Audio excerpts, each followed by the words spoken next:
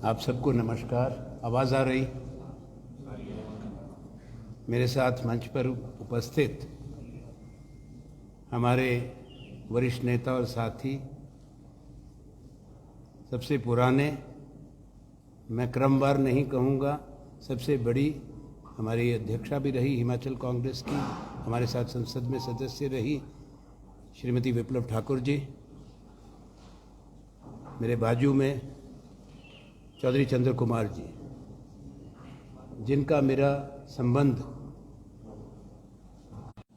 भाई केवल पठानिया जी जो संगठन के पुराने स्तंभ हैं, हमारे बाद की पीढ़ी के, जिन्होंने वही मार्ग अपनाया, वही संगठन में काम किया, वही संगठन को बनाया जिनमें मैंने काम कर किया। दे पा रहा हूँ तो सब नमस्कार कर देना सबकी तरफ से। मैंने जितनों का परिचय दे पा रहा, आवश्यक भी था सबका, बाकी अपना अपना बाद में कर देना। साथियों, केवल पठानिया जी ने कुछ बातें बताई हैं आपको। आने का मकसद आपको मालूम है। जीवन परिचय के कुछ अंश इन्होंने बताए, काफ़ी।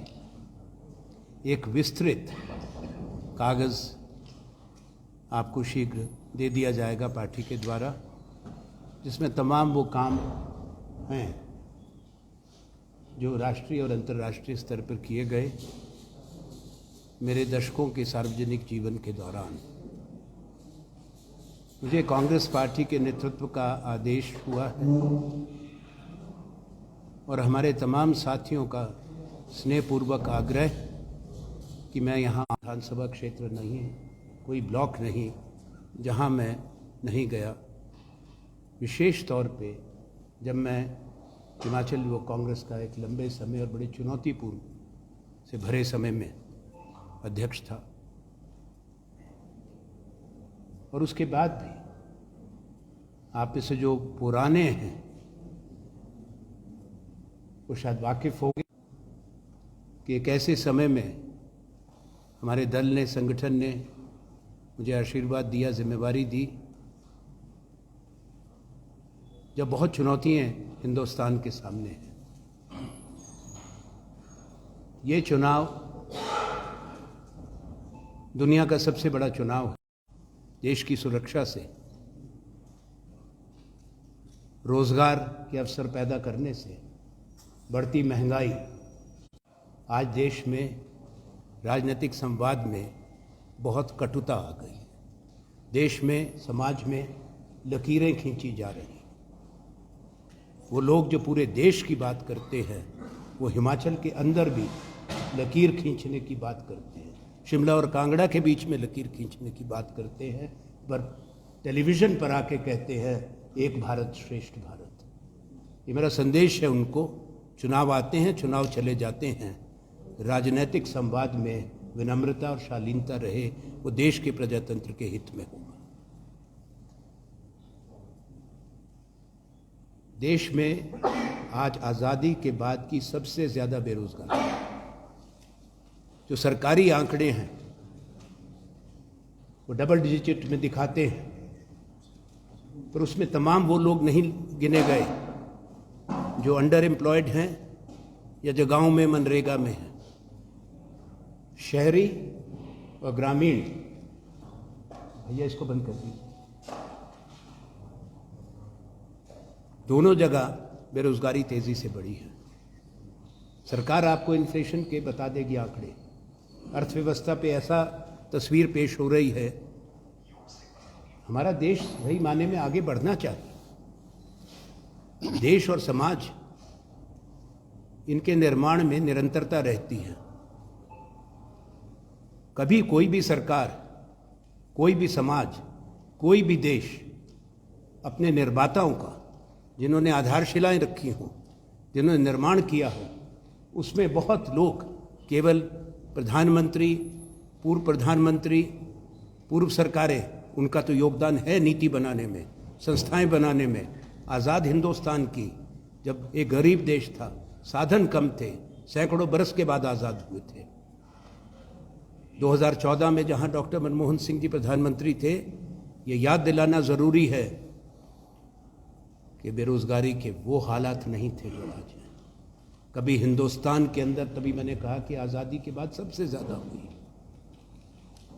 पर दिखाया ये गया कि कुछ बना नहीं।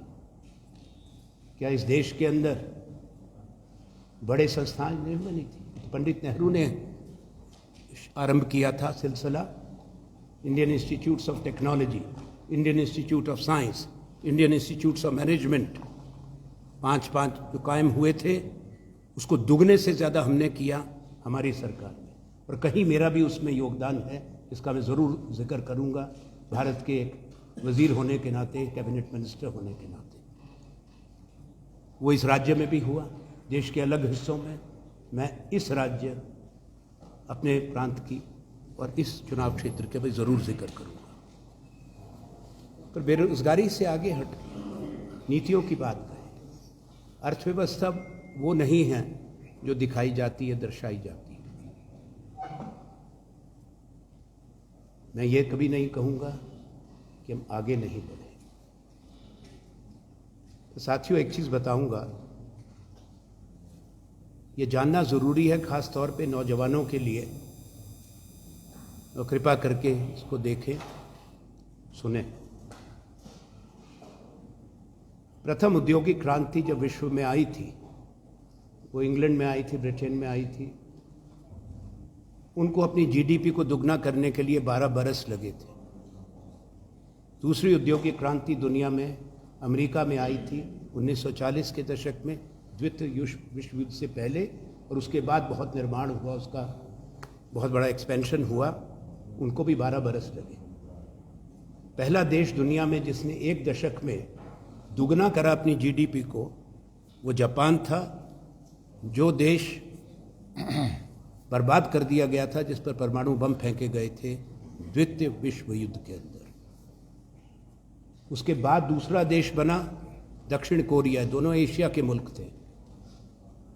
पहला देश जिसने 3 गुना करी अपनी जीडीपी एक दशक में, वो चाइना था, चीन।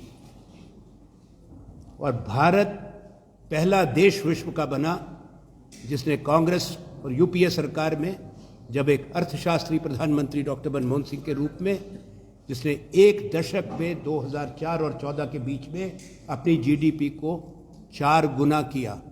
$480 बिलियन की हिंदुस्तान की जीडीपी थी 2004 मई में, और $2 ट्रिलियन पे छोड़ के गए जब हमारी सरकार ने अपना कार्यभार छोड़ा। आज 10 साल के बाद इतना शोर सुनते हैं, वो दुगनी नहीं हुई, आज भी 4 ट्रिलियन नहीं हुई। मैं ये तो नहीं इनसे अपेक्षा करते थे हम कि ये 4 गुना करेंगे, 3 गुना कर देते, वो भी नहीं हुई, दुगनी भी नहीं हुई। एक छोटा देश है, बड़ा विकसित राष्ट्र है, पर इंग्लैंड, यूके, उसकी 6.5 करोड़ की आबादी है, हमारी 140 करोड़ की है। और बार बार ये हम सुनते हैं, हम थोड़ा सा नाक थोड़ी सी आगे निकल गई इंग्लैंड से। या 140 करोड़ का विकासशील देश है, अमीर देश नहीं। यहाँ गरीबी बढ़ी है, असमानता बढ़ी है। अगर आप देखो global hunger index, inequality index, 1% लोगों के हाथ में आज हिंदुस्तान में 40% भारत की पूंजी है, 1% लोगों की। और जो 50% मध्यम वर्ग से भी जो नीचे छुटे हुए लोग हैं भारत के, उनके पास 20% देश का संपत्ति है, उससे भी कम। ये एक असमानता है। हाँ, उपलब्धि अगर कहें वो, तो जिनका 269वां नंबर था दुनिया में, किसी का 600 नंबर था बिलियनर्स की लिस्ट में, वो दूसरे तीसरे नंबर पर आ गए। तो कुछ लोगों का भरपूर विकास हुआ, चाहे देश की जीडीपी दुगनी ना हो। 2022 तक वायदा था किसान को आमदनी दुगनी करने का, वो नहीं हुई है। देश की सुरक्षा खतरे में है, पर ऐसा दिखाया जाता है कि इससे पहले भारत की फौज नहीं थी। सेना किसी सरकार और दल की नहीं होती, सेना हिंदुस्तान की फौज है। हमारी फौज में एक गलत स्कीम लाकर अग्निवीर, ये आने वाले समय के लिए हिंदुस्तान को बहुत कीमत चुकानी पड़ेगी। जब हमारे 17-18 साल के बच्चे फौज में भर्ती होंगे 4 साल के लिए, और 4 साल के बाद बाहर आएंगे तो उनको कोई पेंशन नहीं मिलेगी कि साहब 11 लाख रुपया देंगे, उसमें 5.5 लाख उन्हीं का कटा हुआ है। कोई medical facilities, health care benefit नहीं होगा, आर्मी कैंटीन से राशन तक नहीं खरीद पाएंगे, और उन 4 साल में अगर सीमा पर मर गए, शहीद हो गए, उनको शहीद का दर्जा नहीं मिलेगा, ना परिवार को पेंशन मिलेगी।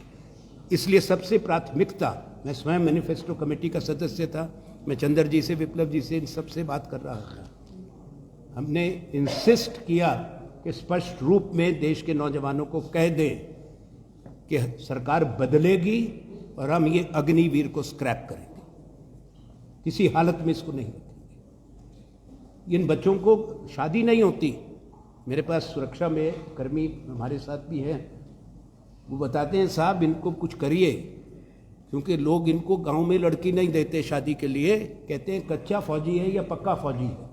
ये हालात बन गए, और हिमाचल में सबसे ज़्यादा फौज में भर्ती है, और इस जिले में सबसे ज़्यादा। अगर आप पॉपुलेशन देखें, आबादी देखें और प्रतिशत के रूप में देखें, परसेंटेज में, हिमाचल इज नंबर 1, सबसे आगे। तो क्या कर दिया हमने, तो कहे फौज को, देश को मजबूत कर दिया। मैं आज एक चीज़ और कहूँगा, आप सब बहुत पढ़े लिखे हैं, और आजकल के जो नौजवान हैं वो तो हर चीज़ जानते हैं। हमारे वक्त में ये सुविधा नहीं थी, जब हम स्कूल, कॉलेज, यूनिवर्सिटी में थे। आज तो बच्चे वो स्मार्टफोन पर बैठ के 2 मिनट में सारी बात निकाल देते, कहीं गलती भी हो उसको भी सुधार देते। तो आपको सब मालूम, ये जो हालात पैदा हो रहे हैं, आज किसी की कोई जवाबदेही नहीं। यहां के मुद्दे और हिमाचल के मुद्दों पे आने से पहले 2 बातें और कहूंगा कि बार बार ये हमारे दूसरे विरोधी दल, जो आज सत्ताधारी दल है केंद्र में, सौभाग्य से हिमाचल में नहीं, उनकी पराजय हुई थी, और हमारी सरकार है, इसको गिराने की कोशिश हुई। वो सरकार कायम है और उपचुनाव के बाद और भी मजबूत होगी, मैं दावे के साथ वो भी कह रहा हूँ आज। पर उससे, इनके आने से पहले मैंने कुछ संस्थाएं तो गिनाई आपको। भारत परमाणु शक्ति बन चुका था इंदिरा जी के समय। भारत की फौज ने द्वितीय विश्व युद्ध के बाद सबसे बड़ा युद्ध जीता था, बांग्लादेश आज़ाद कराया था, और पाकिस्तान की फौज को आत्मसमर्पण करना पड़ा हिंदुस्तान की फौज के सामने, जब जनरल नियाजी ने जनरल अरोड़ा के सामने अपनी पिस्तौल रख के आत्मसमर्पण किया। और आज ये दिखाया जाता है कुछ हुआ नहीं। आर्यभट्ट कब गया था अंतरिक्ष में? भारत का स्पेस प्रोग्राम कब कायम हो गया था? पंडित नेहरू के समय। जो बड़े संस्थाएं मैंने बताई, उसमें और बहुत है, सूची लंबी है, मैं उसमें ज़्यादा समय नहीं लेना चाहता। असली तस्वीर हिंदुस्तान के लोग समझ रहे हैं।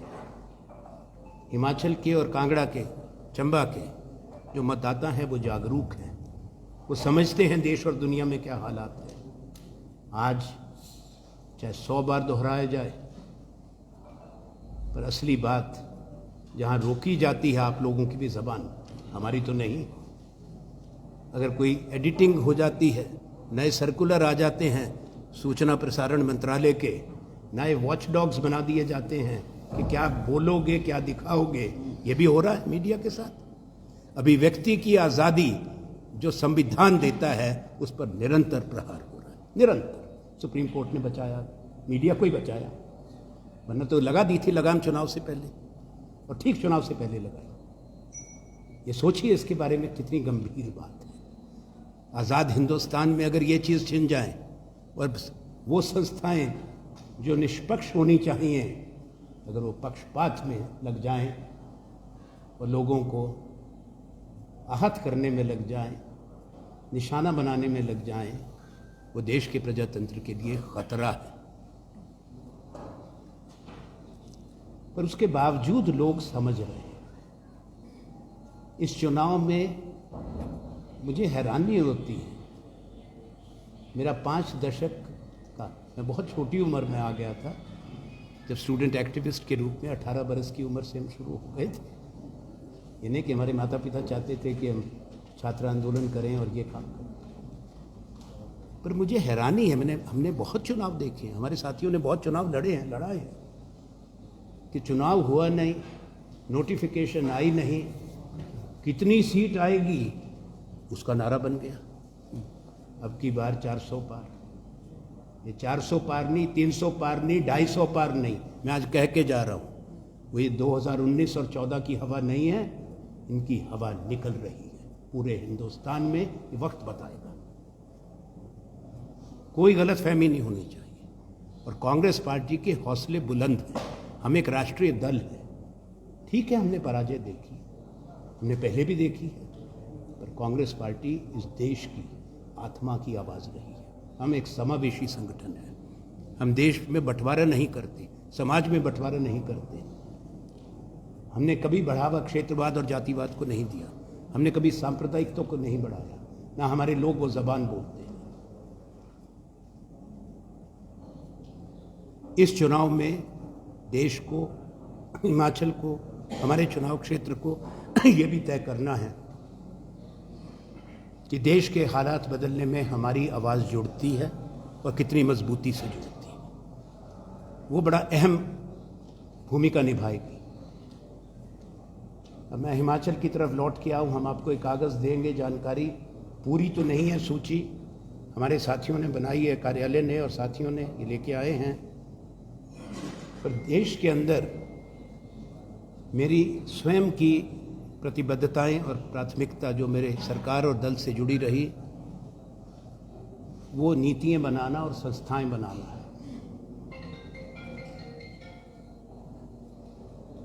मुझे इस बात की खुशी है कि आज़ादी के बाद हिंदुस्तान की पहली राष्ट्रीय निर्माण नीति, नेशनल मैन्युफैक्चरिंग पॉलिसी, मेरी पहल पर, जब मैं कॉमर्स और इंडस्ट्री मिनिस्टर था देश का, इकोनॉमी मिनिस्टर था, टेक्सटाइल विभाग भी मेरे पास था, हमने राष्ट्रीय निर्माण नीति दी। उसके विस्तृत जो मेरा ये कागज़ देंगे बाद में साथी एक आधे दिन में, उसमें सब जानकारियाँ हर चीज़ की मिलेंगी। आपके हिमाचल के लोगों के आशीर्वाद से और भारत के लोगों के प्यार से, मेरे नेतृत्व के विश्वास जो रखा हम में, जो महत्वपूर्ण संधियाँ और बातचीत दूसरे देशों के साथ हुई, उसमें मैं जुड़ा। और ख़ास तौर पे जब मैं विदेश मंत्रालय में मंत्री था, Indo US nuclear agreement and India specific waiver at the nuclear supply group, तब चीन भी नहीं रोक पाया था, अब रोक दिया। हमने किया। बड़ी संस्थाओं को मैंने हल्का सा इशारा किया था शुरू में, बताऊंगा आपको, हाँ दुगनी हुई, उससे भी ज़्यादा। Indian institute of technology, Indian institute of management, एक नेशनल इंस्टीट्यूट जो Indian institute of science Bangalore में था, उससे बढ़ के 5 देश में बन गए। एक national institute of design Pandit Nehru के टाइम पे अहमदाबाद में बना था, वो 5 हो गए। और आपके सामने जो मैं प्रत्याशी के रूप में कांग्रेस का बैठा हूँ, ये सौभाग्य मुझे मिला था नेशनल इंस्टीट्यूट ऑफ डिज़ाइन 4 और बनाने का। वो भी जानकारी आपको दे दी जाएगी। हिमाचल के अंदर बड़ी संस्थाएं, देश का जिक्र नहीं करूँगा, संस्थाओं का निर्माण यहाँ भी हुआ। और एक टर्म जब यहाँ से हमारे दल के पास संख्या नहीं थी मुझे भेजने की संसद में, तो एक टर्म मुझे राजस्थान ने चुन के भेजा। वही संस्थाएं वहाँ भी बनाई, क्योंकि देश तो अपना है, पूरा भारत। उसमें हमने ये नहीं देखा कि किस राज्य में हम ये बड़ी संस्था दे रहे हैं, वहाँ कांग्रेस की सरकार है या भारतीय जनता पार्टी की या किसी और दल की। ये आज ये परहेज होता है। आज अगर हिमाचल को उसका हक नहीं मिलता हमको दुख तो लगता है, पर यहाँ जो संस्थाएं बनी, मैं शुरू करूं सबसे पहले। हिमाचल में पासपोर्ट नहीं बनते थे, हमारे लोग चंडीगढ़ जाते थे, कहीं जालंधर एप्लीकेशन लेने जाते थे। जब मैं विदेश मंत्रालय का मंत्री था, पहला फैसला था regional passport office in Shimla, वो बनाया। और जब मैंने उस मंत्रालय का कार्यभार छोड़ा, दूसरे पे चला गया, तब तक 1,37,000 पासपोर्ट भारत के हिमाचल के लोगों के बन चुके। विश्व के स्टैंडर्ड से का है, उसका भी फाउंडेशन स्टोन मैंने ही रखा था फरवरी 2009 में। उसके साथ एक skills management and development institute राष्ट्रीय स्तर का है, वो परवाणु में बना। कांगड़ा के अंदर चौधरी चंद्र कुमार जी यहाँ से लोकसभा के सदस्य थे, इन्होंने मुझसे भी, मैंने भी पत्र लिखा, हमने मांग की कि धर्मशाला के अंदर national institute of fashion technology बने। ये तालपुरा में निफ्ट बना, उसका फाउंडेशन स्टोन रखा गया। सौभाग्य से कपड़ा मंत्रालय, टेक्सटाइल मिनिस्ट्री भी हिंदुस्तान के डेलीगेशन का लीडर था वर्ल्ड इकोनॉमिक फोरम डेवोस में। हम कई चीज़ देते थे तोहफे के रूप में दुनिया भर के नेताओं को, और जो सारे इकोनॉमिस्ट बिजनेस लीडर्स आते थे। उसमें एक टीज ऑफ इंडिया का गिफ्ट हुआ था, अच्छा डब्बे में। उसमें दार्जिलिंग थी, असम थी, नीलगिरी थी और कांगड़ा टी थी। मैं मंगाऊंगा वो बॉक्स, ताकि आपको पता लगे कि क्या दुनिया को दिया जाता था। वो दुनिया के जिस देश में मैं जाता था भारत का प्रतिनिधित्व करने, मेरे साथ teas of India, coffees of India हमेशा चलती थी। और दो चीज़ें अनिवार्य थी जो हमारे अधिकारियों को पता था, साउथ ब्लॉक से लेकर विदेश मंत्रालय से वाणिज्य मंत्रालय तक, उसमें कांगड़ा टी ज़रूर जाती थी साथ। उसके अलावा जब देशों, बाहर के देशों में जाते थे, और चंबा का रुमाल, ये दोनों चीज़ें परमानेंट मेरी गिफ्ट लिस्ट पे रहती थी। ये भी उनके सही माने में बड़े होनहार पुत्र हैं, जो कि वहाँ जनता के चुने हुए प्रतिनिधि हैं। कांगड़ा में हमने टी बोर्ड का नॉर्दर्न जोन का हेडक्वार्टर बनाया। सूची इतनी लंबी है कोल्ड स्टोरेजेस की, जो अपीडा के थ्रू दिए जाते थे, agriculture produce export development authority जो मेरे मंत्रालय का हिस्सा थी, उसमें सब्जियों के लिए यहाँ भी दिया गया, कांगड़ा में, नगरोटा में, वो स्टोरेज की facilities, collection, storage and packing, वो सब काम कर रहे हैं। सेब के लिए दूसरी जगह पे हुआ। कांगड़ा में जो सबसे बड़ा इंडस्ट्रियल पार्क बना कंदरौरी में, मेरे पास इंडस्ट्री मिनिस्ट्री भी था, मैं कॉमर्स एंड इंडस्ट्री एक मंत्रालय, तो वो हमने दिया 150 करोड़ रुपया उसके लिए दिया। आप जाके देख सकते हैं हमारे कितने बेटे बेटियों को वहाँ रोज़गार मिलता है, कितनी वहाँ पे आए हैं, कितने निवेश आया है, इन्वेस्टमेंट आई है। दूसरा पंडोगा में बनाया था, हरोली में है, ऊना जिला में। तो ये सारी चीज़ जो बनी है, और ईएसआई का अस्पताल का मैंने जिक्र नहीं किया, मंडी में लाए थे। सही माने में तो जो रोहतांग की टनल है, उसका मील पत्थर भी हमारी सरकार के समय रखा गया, सोनिया गांधी जी ने आके रखा था। ये अलग बात है कि अब उद्घाटन के समय वो पत्थर हटा दिया गया। मैं गया था, बड़ा दुख लगा। कई जगह से हमारे ही काम किए प्रोजेक्ट, हमने उस पर अमली जामा माना, उसको अपना कर्तव्य माना, पर आज वो बात नहीं। विश्वास करते हैं मेरे दल ने, हमारे साथियों ने, हमारे नेताओं ने इतिहास रचा है। हमने इतिहास बदलने का काम नहीं किया, अगर अटल बिहारी वाजपेयी जी की सरकार के जाने के बाद, अभी एक बहुत बड़ा कैंपेन था इंडिया शाइनिंग का, पर वो 2004 में बदल गया, वो जीते नहीं। 20 साल के बाद लगता है वो ही दोहराया जाएगा, पर हमने उसके बाद 10 साल के अंदर अटल बिहारी वाजपेयी जी का सम्मान से याद किया। कहीं उनका लगा हुआ नाम पट्टिका नहीं हटाई, कहीं उनका लगाया हुआ प्रोजेक्ट बंद नहीं किया, कहीं हमने कोई एक शब्द अपमानजनक उनके बारे में कभी जीवन में नहीं कहे, ना मेरे दल ने, हमारे साथियों ने। पर हम 2014 से कि स्वर्गीय इंदिरा गांधी और राजीव गांधी हिंदुस्तान के लिए शहीद हुए थे। जवाहरलाल नेहरू सबसे ज़्यादा समय अंग्रेज़ों की जेल में थे, 14 बरस से ज़्यादा, 11 बरस तो कन्विक्शन के। तो हम उस दल से संबंध रखते हैं। तो इतना घबरा मत जाना, बहुत छोटी उम्र में आया था।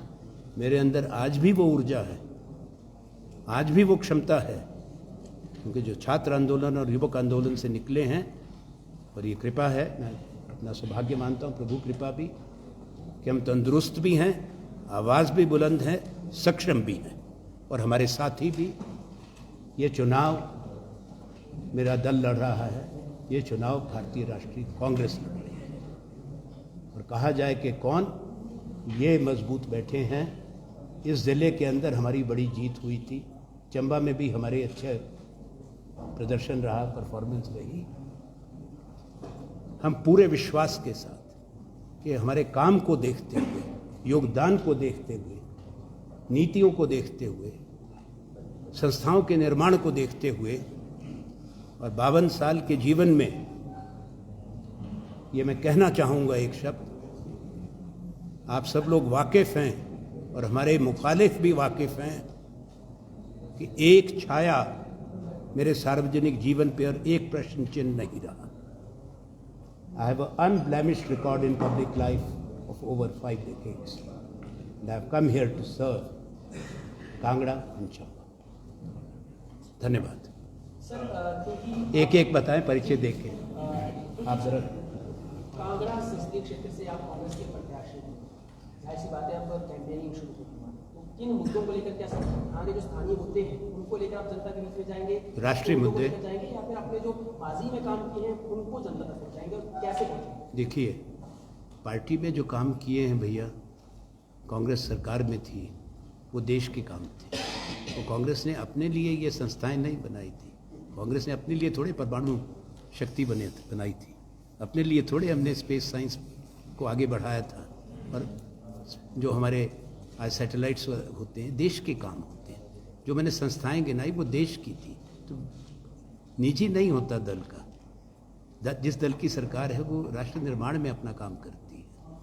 वर्तमान मुद्दों पर चर्चा होगी। हिमाचल और चंबा कांगड़ा भारत का हिस्सा है, सीमावर्ती राज्य है। जो राष्ट्रीय विषय हैं वो विषय हिमाचल को भी छूते हैं। मैंने कुछ बेरोजगारी का जिक्र किया, अग्निवीर का जिक्र किया, तो राष्ट्रीय नीति बनी है, पर हिमाचल उससे प्रभावित है ना। और एक सार ऐसे रूप में नहीं कि हम पे कोई अच्छा प्रभाव पड़ा हो, बुरा प्रभाव है, वो विषय तो उठेंगे। जो राष्ट्रीय विषय है वो सब कश्मीर से कन्याकुमारी तक, वो पोरबंदर से गुवाहाटी तक, वो वही है। आज आप आम आदमी से बात करें, नौजवान से बात करें, गृहिणियों से बात करें, देश के किसान की क्या हालत हुई है, जो अन्नदाता है, ये विषय तो हम उठाएंगे, हमारे मैनिफेस्टो में है। और हिमाचल की जो बात है, इस चुनाव क्षेत्र की जो बातें हैं, यहाँ कांगड़ा ज़िले की, चंबा की, वो स्पेसिफिक है। कुछ एक प्राथमिकताएं, जैसे मैंने कहा, देश के हर राज्य की एक तो राष्ट्रीय प्राथमिकताएं होती हैं, उससे राज्य जुड़े होते हैं। दूसरा, राज्यों की कुछ अपनी पहचान और प्राथमिकताएं होती हैं। हमारे देश में विविधता है। हमारा संविधान कितनी भाषाओं को रिकॉग्नाइज करता है। हम बहुधर्मी